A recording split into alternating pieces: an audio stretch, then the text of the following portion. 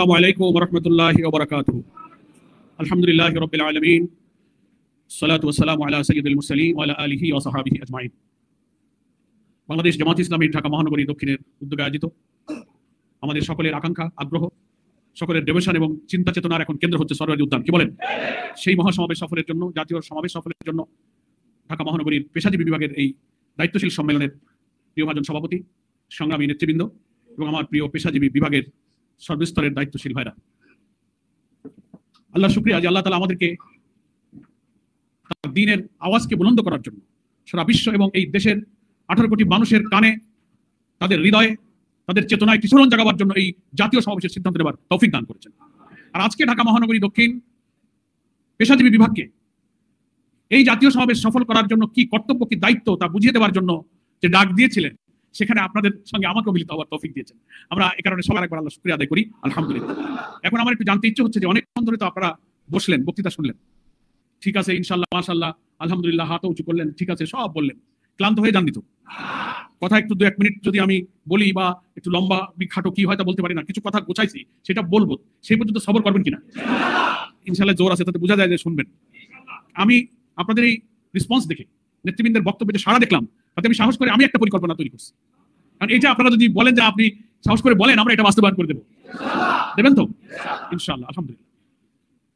এখন এই জাতীয় মহাসমাবেশ কেন গুরুত্বপূর্ণ, কি কারণে এটাকে বড় করতে হবে, কি কারণে সফল করতে হবে, এইটার ফজিলত কি আর বয়ান করার দরকার আছে? এই বক্তৃতাতে এতক্ষণ হলো, আমরা সারা দুনিয়াকে দেখবো, বিশ্ব মিডিয়া দেখবে, বাংলাদেশের 18 কোটি মানুষের ঘরে 19শে জুলাইয়ের এই জাতীয় মহাসমাবেশ একটি জাগরণ, একটি আলোড়ন তৈরি করবে ইনশাআল্লাহ। আমাদের উপরে যে জুলুম করা হয়েছে, আগামী জাতীয় নির্বাচনকে সামনে রেখে আমরা যে লেভেল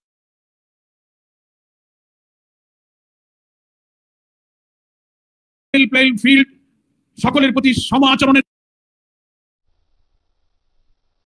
যে দাবি আমরা করেছি, যে সংস্কারের দাবি আমরা করেছি, অপরাধীদের বিচারের যে দাবি করেছি, আরো যত দাবি করেছি, এটা যে কথার কথা নয়, বাদ নয়, বলতে হয় তাই বলতে, এটা কোনো পলিটিক্স নয়, এটা যে হৃদয়ের দাবি, এটাকে উচ্চকিত করতে হবে এই মহাসমাবেশে আমাদের লোক উপস্থিতির মধ্য দিয়ে।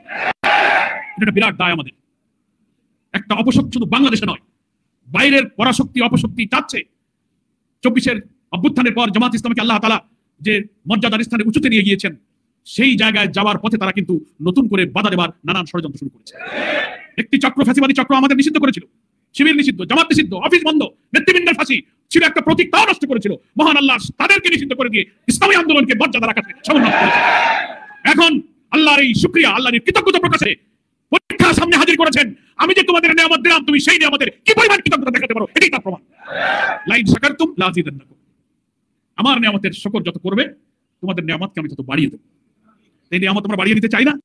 ঘর থেকে বেরোতে পারতে না, ড্রয়িং রুমে বসতে পারতে না, লেখাপড়া করতে পারতে না, কাটিয়েছো, নেতাদের মৃত্যুর আর ফাঁসির খবর শুনেছো, আমি সেই কালো যুগ পার করে একটি নতুন যুগের উত্থান আমি ঘটিয়ে দিয়েছি। আমরা সেই রবের কাছে প্রমাণ দিতে চাই যে হ্যাঁ আল্লাহ, তোমার এই কুদরত, তোমার নিয়ামতের প্রতি আমরা সিজদা করেছি, আমাদের জান প্রাণ দিয়ে 19শে জুলাই প্রমাণ করবো আমরা তোমার গোলাম, তোমার দায়িত্ব পালনে আমরা এক মুহূর্ত নিষ্ক্রিয় থাকবো না। এই কৃতজ্ঞতার জন্য সবাই রাজি আছেন? আমি প্রায় বলি, ঢাকা মহানগরী দক্ষিণের প্রোগ্রামে আসলে, মাইকে বলবো না, কি বললো, ও দক্ষিণের প্রোগ্রামে আমি বলি যে ঢাকা হচ্ছে বাংলাদেশের রাজধানী, রাজনীতির রাজধানী, সংগঠনের রাজধানী, নাকি বলেন? আর জনসভার স্থানটা হচ্ছে ঢাকা দক্ষিণের মধ্যে। এই ঢাকা মহানগরী হচ্ছে বাংলাদেশের রাজধানী, আর রাজধানীর যত টেরিটরি, যে পেরিফেরি, তারও একটা হৃৎপিণ্ড হচ্ছে ঢাকা মহানগরী দক্ষিণ।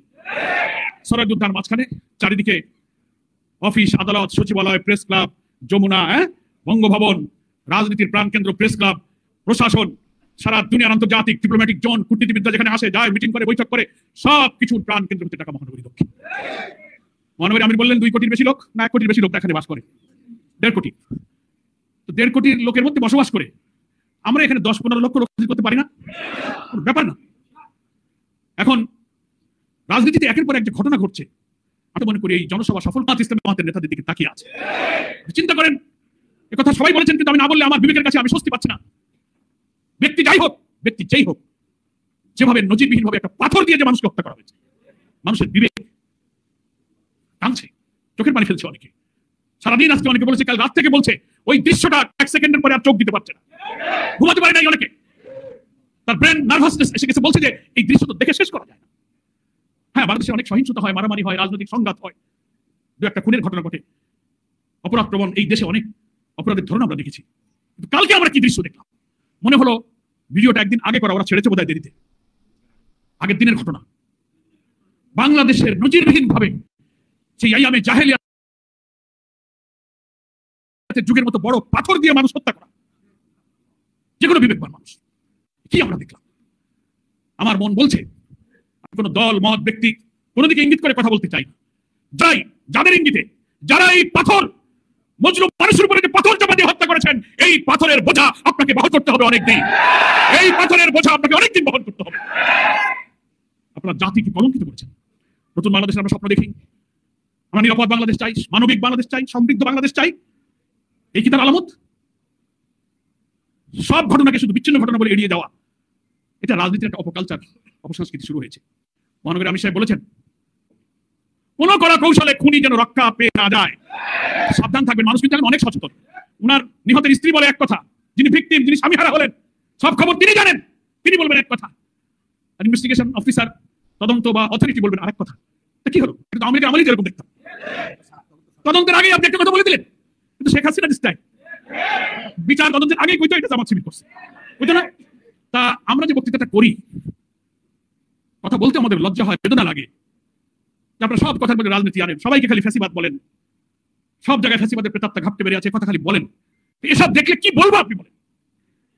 যে কালো যুগ আমরা পার করেছি একসঙ্গে রক্ত দিয়ে, তাদের চরিত্রের সাথে যদি আপনার চরিত্র মিলে যায়, তাহলে আমরা কি বলবো আপনাদের? স্বভাব বদলান। কোন প্রশাসন, কোন পরাশক্তি, কোন পুলিশ, কোন র্যাব, কোন মিলিটারি আওয়ামী ফ্যাসিবাদ কিন্তু রক্ষা করতে পারে নাই। যদি আপনি জনগণের বিপক্ষে চলে যান, মৃত্যুর পর মৃত্যু, বিভীষিকার পর বিভীষিকা, যা আপনি ঘটিয়েছিলেন, যিনি ঘটিয়েছেন আর যারাই পাহারা দিচ্ছেন, এত বড় বর্বরতা, নিষ্ঠুরতা, পৈশাচিক উন্মত্ততা, এত বড় ঘৃণ্য কাজ, লোমহর্ষক কাজ বাংলাদেশের ইতিহাসে কিন্তু নজিরবিহীন হয়েছে। সব মহলে আজকে আলোচনা হচ্ছে। আমি জামাত ইসলামীর পক্ষ থেকে তীব্র নিন্দা জানাই। আমাদের সম্মানিত আমির জামাত চীন সফরে আছেন, সেখান থেকে গভীর রাতে তিনি কথা বলতে পারছিলেন না যে আপনারা কি করছেন, কি হলো, এই নিষ্ঠুরতা দেশে হচ্ছে। আমি প্রশাসনকে বলবো, এমন কোন ভূমিকা পালন করবেন না যেন খুনিরা রক্ষা পেয়ে যায়। যেই হোক, দল মত আমাদের কাছে প্রশ্ন নয়, সে মানুষ, সে আশরাফুল মাখলুকা। কোন শত্রু তো মানুষ এই দৃশ্য দেখতে পারে না। এটা খুনিদের গ্রেফতার করা হোক, বিচার করা হোক। আমরা এই জনসভা সফল করার চেষ্টা করতে চাই। আমরা মেসেজ দিতে চাই সরকারকে, অন্তর্বর্তীকালীন সরকারকে, রাজনৈতিক দলকে, দেশের 18 কোটি মানুষকে বলতে চাই যে আমরা জামাত ইসলামী আল্লাহ তাআলার নাজিল করা কোরআন এবং সুন্নাহর ভিত্তিতে একটি কল্যাণ রাষ্ট্রের যে ধারণা এই জনগণকে দিয়েছি, যে রাষ্ট্র প্রতিষ্ঠিত হলে মানুষের জান মাল সম্পদ নিরাপদ থাকবে, ক্ষুধা দারিদ্র অন্নহীন বস্ত্রহীন নিরন্ন মানুষের কান্না থাকবে না, বেকারত্ব থাকবে না, লুটপাট থাকবে না। তোমরা একবার সব দলকে তোমরা দেখেছো, একটা দল, একটা আদর্শ, মানুষের সব মতবাদ পরীক্ষা হয়ে গেছে, সব দল পরীক্ষা হয়ে গেছে, কিন্তু কোরআন সুন্নাহর ভিত্তিতে কল্যাণ রাষ্ট্র হলে আর মানুষগুলো যদি সৎ হয়, চরিত্রবান হয়, তাহলে সেই দেশটা কেমন হয় এটাই শুধু দেখতে বাকি আছে। সেটার জন্য আমি দেশবাসীকে আহ্বান জানাবো, এই নিষ্ঠুরতা, এই বর্বরতার হাত থেকে বাঁচিয়ে একটি মানবিক বাংলাদেশের জন্য, নতুন বাংলাদেশের যে ডাক দিয়েছেন আমাদের সম্মানিত আমির জামাত, সেই জাতীয় ঐক্যটাকে সাড়া দিয়ে আপনারা এমন জায়গায় আপনাদের ভোট দেন, সেই জায়গাটা হচ্ছে দাঁড়িপাল্লা। এই দাঁড়িপাল্লা হচ্ছে ইনসাফের প্রতীক, এটা হচ্ছে ন্যায় বিচারের প্রতীক। ইনশাআল্লাহ আমাদের আমির জামাত বলেছেন, আল্লাহর রহমতে বাংলাদেশের জনগণ যদি রাষ্ট্র পরিচালনার দায়িত্ব আমাদেরকে দেন, আমরা শাসক হব না, আমরা সেবক হব। প্রিয় নবী মুহাম্মদ মুস্তাফা সাল্লাল্লাহু আলাইহি ওয়াসাল্লাম, তার প্রিয় খোলাফায়ে রাশিদিন, পরবর্তী যুগের ন্যায়পরায়ণ শাসকদের আদলে আমরা বাংলাদেশে একটি নতুন বাংলাদেশের নমুনা, যে বাংলাদেশ হবে একটি কল্যাণ রাষ্ট্র, ইসলামের beauty of Islam, welfare of Islam দিয়ে ধর্ম বর্ণ নির্বিশেষে সকলের নিরাপদ বাংলাদেশ নির্মাণ করে আমরা সেই জাতীয় ঐক্যের ওয়াদাকে রক্ষা করতে চাই। আগামী 19 জুলাই জাতির কাছে সেই মেসেজ দিতে হবে যে না, জামাত ইসলামী জাতির দায়িত্ব নিতে পারবে, তাদের সে শক্তি আছে, সেই আস্থা আমাদের আছে। We are ready to take the responsibility of the nation. আমরা জাতির দায়িত্ব গ্রহণ করতে প্রস্তুত। এই আস্থা তৈরি করার জন্য আমাদের সরকার ভিতরে আসতে হবে। কোন পুরুষ লোক যারা ইসলামী আন্দোলনকে ভালোবাসে, জামাতকে ভালোবাসে, সংগঠনকে ভালোবাসে, কোন পুরুষ লোক বাড়ি ঘরে থাকতে পারবে না। এই প্রতিজ্ঞায় যদি রাজি হন, তাহলে আমি শুধু পেশাজীবী সংগঠনের কাছে 2 লক্ষ লোক চাই। এই পেশাজীবী রাজি আছেন তো? ভাগ করে দেবো। আপনারা শুধু 2 লক্ষ লোক ইনশাআল্লাহ আনতে পারবেন। আমি যে তথ্য পেলাম, এই পেশাজীবী যে 25টা বিভাগ আছে, আপনাদের শুনলাম 26টা বিভাগ, 1000-এর বেশি ইউনিট আছে, ছোট ছোট 1100 ইউনিট আছে তো? শুনে বুঝে কথা বলবেন, খালি জি বলবেন না। আমি কিন্তু সরকার খোঁজ নেবো, ঠিক আছে, এখন 2 লাখ লোক আমি বুঝাই দিই, কনফার্ম করে দেবেন আমাকে। প্রথম কথা হচ্ছে যে আমি 1100 1150 ইউনিট আছে, আমি দুর্বল নিষ্ক্রিয় সবল এসব থাকতে পারে বলে 100 বাদ দিয়ে দিলাম। কত থাকলো? 1000 ইউনিট তাজা আছে, জান আছে, প্রাণ আছে। হ্যাঁ, রুটা নড়তেছে, ইউনিটে নড়তেছে না? এই জীবন্ত আছে আমার 1000 ইউনিট, সেই ইউনিটে দায়িত্বশীল এখানে আছে। আমি এইসব ইউনিট দায়িত্বশীলকে নিউক্লিয়াস বলি। ফিজিক্সের ছাত্র যারা তারা বুঝবেন, আমি আগের দিনে মহানগরীর থানা আমিরদের সম্মেলনে বলেছি, ফিজিক্সের একটা টার্ম হচ্ছে নিউক্লিয়াস, শক্তির কেন্দ্র, যাকে কেন্দ্র করে শক্তি আবর্তিত হয়। ইউনিট হচ্ছে আমাদের সংগঠনের নিউক্লিয়াস। ওখানেই দাওয়াত, ওখানেই লোক তৈরি, ওখানেই রোপণ হয়, ওখানেই বাইতুল মাল, ওখানেই ভোটার, ওখানেই মিছিলে লোক আসে, ওখানেই জামাতের মেসেজ যায়, ওখানেই দাওয়াতি কাজ হয়। ইউনিট যদি জীবন্ত না হয় তো কোনো মহানগরী থানার কোনো মূল্য নাই। ওটা হচ্ছে মানুষের হার্ট। হার্ট যদি সুস্থ না থাকে, চেহারা চুল আর ভাত বাহু যতই নাদুস নুদুস হোক, এখানে যদি 3টা রিং পারো আর বাল যদি ছোট থাকে, কোনো চেহারায় কাজ হবে না। তো সংগঠনের হার্ট হচ্ছে ইউনিট। তা আমি তো সেই হার্টের সাথে কথা বলতেছি, নিউক্লিয়াসের সাথে কথা বলতেছি, নাকি বলেন? এখন আমার সামনে ধরে নিলাম 1000 ইউনিটের নিউক্লিয়াস তারা এখানে আছে, নিষ্ক্রিয় দুর্বলতা বাদ দিলাম। আপনারা একটা ইউনিটে 10টা কাজের লোক বের করতে পারবেন না? সমর্থক কর্মী তো অনেক আছে, আপনি কাজ দিলে যা বলবেন তাই শুনবেন, অ্যাক্টিভ 10টা লোক খুঁজে বের করবেন, পারবেন? আগে হাত তুলে দেখান যে আমি 10টা লোক, আমার ইউনিট থেকে 10টা লোক অ্যাক্টিভ লোক বের করবেন, আপনি যা কাজ দেবেন তা সে করবে, পারবেন? গেল পয়লা দফা পাস। 2 নম্বর হচ্ছে এই 10টা লোকের এক একজনকে, যেহেতু কাজের লোক বলছি, ভালো কর্মী তো বাছাই করবেন, 10 জন বাছাই করবেন। আর একটা সুবিধা আছে আপনাদের, আমাদের তো শ্রমিক ইউনিট আছে, দর্জি ইউনিট আছে, সাধারণ দোকানদারের ইউনিট আছে, আবাসিক অনেক ইউনিট আছে। পেশাজীবী ইউনিট একটা দিক থেকে এক্সেপশনাল, সেটা এখানে 100% লোক শিক্ষিত, 100% লোক হচ্ছে শিক্ষিত, বুঝবান, সচেতন, দায়িত্ববান, তাদের বিবেক আছে, তারা একটা কথা বললে বোঝে, 5 বার বলা লাগে না। এরকম লোক না আপনারা নাকি? নিজের উপর আস্থা নাই এরকম লোক তো, সেই জন্য আমি একটু দায়িত্ব দিচ্ছি। 10টা কাজের লোক বের করবেন আজকে গিয়ে, মাথার মধ্যে প্ল্যান করে ফেলেন সব, সকালে গিয়ে 10 জন ডেকে বসবেন, 10 জনকে এক একজনকে 20টা লোককে দাওয়াত দিতে দায়িত্ব দেবেন। আপনি 10টা লোক বের করলেন তো, একজনকে বলে তোমার দায়িত্ব 20 জন লোক তুমি 19 তারিখে মাঠে নিয়ে যাওয়া। তোমার ভাই হোক, চাচা হোক, বন্ধু হোক, কলিগ হোক, অফিস হোক, দোকানদার হোক, পেশাগত বন্ধু হোক, আত্মীয় স্বজন হোক, জামাতের ফর্ম পূরণ না করে করুক, তোমার ভালোবাসে, জামাতে তাদের বক্তব্য শুনতে ইচ্ছে হয়, দেখতে ইচ্ছে হয়, যে কোনো কনসিডারেশনে আপনার প্রতি মহব্বত আছে, তুমি একটা মানুষ, তোমাকে 20টা লোকের দায়িত্ব দিলাম। এটা কি কঠিন কাজ হবে? কাকে দিচ্ছেন? ওই তো 10টা কাজের লোক তার একজনকে দিচ্ছেন, মনে তো? তার লোক যদি আপনার একজন 20টা লোকের দায়িত্ব নেয়, তাহলে আপনার লোক কয়জন কাজের? 10, 20 গুণ 10 কত হলো?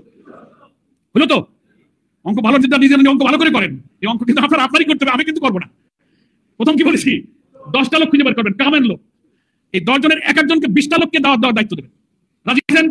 এখন তো হাত তুলতে হবে, সেকেন্ড হাত তোলা, প্রথম হাত তুলছেন। এক একজনকে 20 জনের দায়িত্ব দিতে হবে।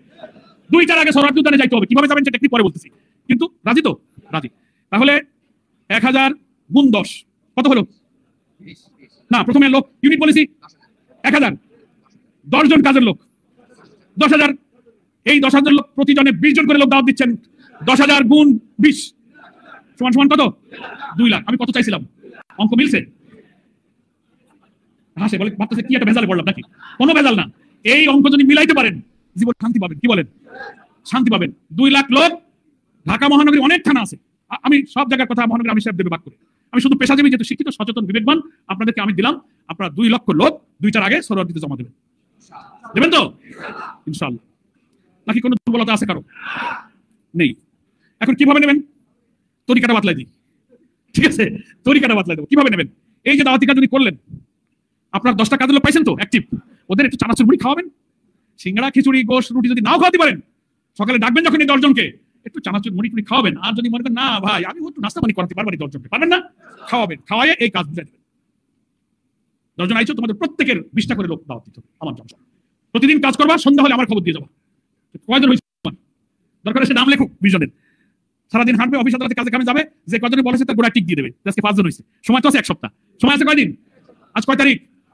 12, 19, 1 সপ্তাহ ধরা যায় তো? যেহেতু ফজর পরে কাজ শুরু হইতেছে, অফিসে থাকুক আর বাসায় থাকুক, সকাল বিকেল কাজ কাম কিন্তু সারাই লাগবে। কালকে দিন মিস দিলে কিন্তু লস। নাস্তা করাবেন, বহু সওয়াব পাবেন। আল্লাহ রাসূল বলছে খাওয়াও মানুষ, যত খাওয়া। আমাদের আবে আমির কেন্দ্রীয় মাওলানা আবুল কালাম মোহাম্মদ ইউসুফ রাহিমাহুল্লাহ ছিলেন তো, সবাই বড় আলেম ছিলেন। উনি বলতেন পরোয়ার মানুষকে খাওয়াবা, মানুষের হলকুমের নিচে কিছু দিয়ে দিবা, দেখো অনেক লাভ আছে। মুরব্বী মানুষ তো বোঝে, অনেক জ্ঞানী লোক। তারপরে একটু নাস্তা খাওয়া নেই 10 জনদের, পারবেন তো? 10 জনের নাস্তা খাওয়াইলে সওয়াবও হলো, ওদিকে 2 লাখ মানুষ হলো, বিরাট ব্যাপার। এখন 20টা লোকের নাম সে লিখে ফেলবে, 7 দিন ধরে দাওয়াতি কাজ করবে আর রাজি করাবে, কাগজটা পকেটে থাকবে, সন্ধ্যাবেলায় ফিরবে, যে কয়টা হয়েছে টিক চিহ্ন দেবে, আর আপনাকে প্রতিদিন রিপোর্ট দেবে যে আমার 20-এর 2 হয়েছে, 5 হয়েছে, 7 হয়েছে, 10 হয়েছে, এই করে 18 তারিখ সন্ধ্যার মধ্যে 20 হয়ে যাবে ইনশাআল্লাহ। সবাই রাজি আছেন? কেন? পয়লা টেকনিক। দ্বিতীয় কাজ হচ্ছে যে রওনা দেবেন, টাইম যদি 2টা হয়, স্থান যদি সরওয়ার্দী হয়, তাহলে আপনার ইউনিটের লোকেরা যেখানে থাকে সেখান থেকে কয়টা রওনা দেওয়া লাগবে, ওদেরকে কোথায় আপনি একত্রিত হতে বলবেন? ওই 20 জন লোক। আপনি যদি টাকাটা কিনা খালি বলে বাড়ি চলে আসে, কিন্তু গেল কি গেল না তা বুঝবেন কিভাবে? ওই 20 জন তুমি ফোন করে হোক, ডেকে হোক, একটা জায়গায় আপনি যদি বলেন ভাই আমার বাসা দূরে, আপনার কাছে আসতে পারছি, আমি যাচ্ছি, তাহলে রওনা দাও, তুমি রওনা দিয়ে বলো, কনফার্ম করতে হবে। একজনের দায়িত্ব মাত্র 20টা লোককে কনফার্ম করা। এক জায়গায় অ্যাসেম্বল করেন, আপনি সেখানে অমুক জায়গায় আসছি, তোমরা সব এখানে আসো। তাহলে একটা স্থান ঠিক করা, দায়িত্ব ঠিক করা, নির্দিষ্ট দায়িত্ব দিয়ে দেবেন। যদি বেশি লোক দুর্বল হয়, বলে ঠিক আছে এই 5 জনের দায়িত্ব তোমার, এটার দায়িত্ব তোমার, করে আপনি দায়িত্ব নির্দিষ্ট করবেন। এবং একত্রে দক্ষিণ থেকে সরওয়ার্দী উদ্যানে যাওয়ার জন্য আমি তো মনে করি নিজের মধ্যেই কমিটি, মিছিল করে চলে যাওয়া যায় নাকি বলেন? মিছিল করে চলে যাবেন। আপনি যদি গাড়িতে অপেক্ষা করেন, টেম্পু লাগবে, প্রাইভেট লাগবে, বাস আছে কই, ট্রাক আছে কই, মিছিল করে চলে যাবেন। নিশ্চয়ই মহানগরীর পক্ষ থেকে নির্দেশনা আছে, যাওয়ার একটা সিস্টেম, ওই সিস্টেমের মধ্যে আপনি পড়ে যাবেন, সোজা চলে যাবেন, যানবাহনের অপেক্ষা করা যাবে না। ঠিক আছে? যানবাহন বিশ্বস্ত না, ও টাইম মতো আসতে না পারে, ওর হাওয়া চলে যেতে পারে, ও ট্রাফিক জ্যামে পড়তে পারে। সবচেয়ে বিশ্বস্ত একটা গাড়ি আছে, ওটার নাম হচ্ছে লেগ মেল। ওটার নাম কি? লেগ মেল, যার কোনো ট্রাফিক জ্যাম নাই, যার হাওয়া যায় না, সুস্থ থাকলে চলে গাড়ি নাকি বলেন? এই লেগ মেলের উপরে আল্লাহ ভরসা করে আস্থা রাখবেন, টাইমলি আসবেন এবং চলে যাবেন। নেক্সট কথা হচ্ছে বর্ষা মৌসুম চলছে, আষাঢ় শ্রাবণ মাসের মৌসুম। আমরা আবহাওয়ার পূর্বাভাস দেখলাম, আবহাওয়ার যে ফোরকাস্ট আসলো তাতে 19-20 পর্যন্ত একটা বর্ষার আবহাওয়া 2 দিন আগে আমি দেখলাম, কিন্তু গত আজ আর কাল বর্ষা নাই আলহামদুলিল্লাহ। দেখা গেল যে আবহাওয়া বিজ্ঞানীদের পূর্বাভাসে অনেক সময় ফেল করে, কি ফেল করে কিনা বলেন? তা আমরা আবহাওয়ার যে মালিক, বৃষ্টির যে মালিক, আসমানের মালিককে জন্য দোয়ায় বলি, হে আল্লাহ তুমি মাহফিলের দিনে আবহাওয়াটা ভালো রাখো, আপনারা দোয়া করবেন। আর আল্লাহ তাআলা যদি চান